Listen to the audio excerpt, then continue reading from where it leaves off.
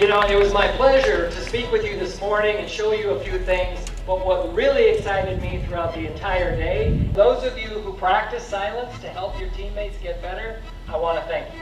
The next thing, I'd like to thank all the training facilitators, because you guys really ran with the ball in a lot of different ways. Something as simple as doing pull-ups and push-ups, you know, when they really saw you were spent, exhausted, the kind of coaching was, come on, it's all in your mind. Of course, you know you're feeling real physical pain and your body's giving out, but that kind of encouragement, that positive use of your mind, goes a long, long way. Another example of that was over here by the logs. How many of you heard when you're doing the logs, like you're curling the log, right? And your elbows have to be where? Up, right? And people are struggling. Literally, if you choose to use your mind differently, you get a different result. That's what we were talking about all morning. There were two different stations where you guys had to use lots of physical strength. The temptation when you're doing this is to get exhausted because you're using too much physical power in your upper body. And what I heard the training facilitators tell you is no, relax, relax, relax, especially on the O course. Right? When you're doing all these physically challenging things, but then four guys got to be on one knee, right? Where your upper body can be relaxed, your mind can be calm, and you're just letting the weight of the stretcher on your leg. That's smart, but it's also using your mind and body efficiently.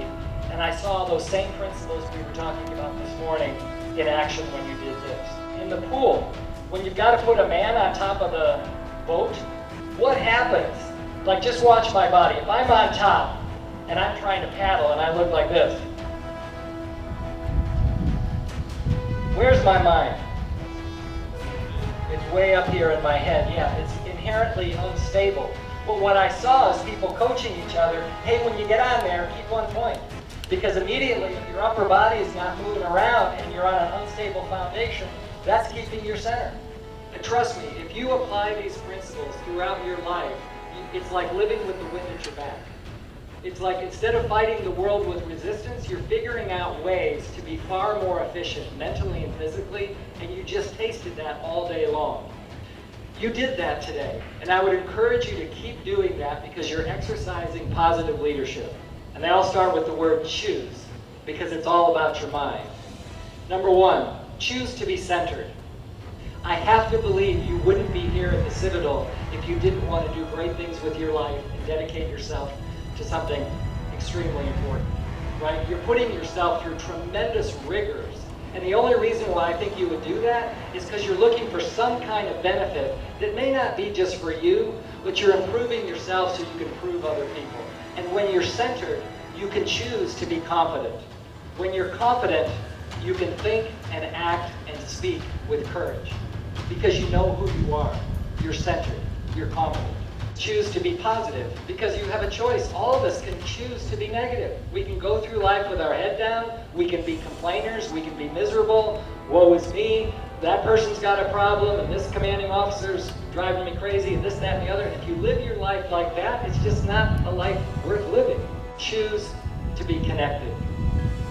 Because when you choose to be connected, why would you do that? You build teams. You can hold people accountable. You're not a lone soldier. You're not just out there doing your own thing, living on an island. When we talk about communication, you also went through 3 different non-physical leadership sessions that all had to do with communication. Because communication starts with listening. You care. Because you're taking the time to listen. You're not just barking out orders. You're actually trying to understand the other person. So what did you learn? You have to use your own skills to lead and motivate people who are different. When you weed out the assumptions, because you're listening and communicating, you're doing the exact same thing. Listening, putting yourself in the place of the other person. From this morning, I thought actually that this idea of centering and using your mind to keep your center might be the most popular thing, and it was when it came to physical activities. I want to thank you very much for your time today. All right. You guys are fantastic.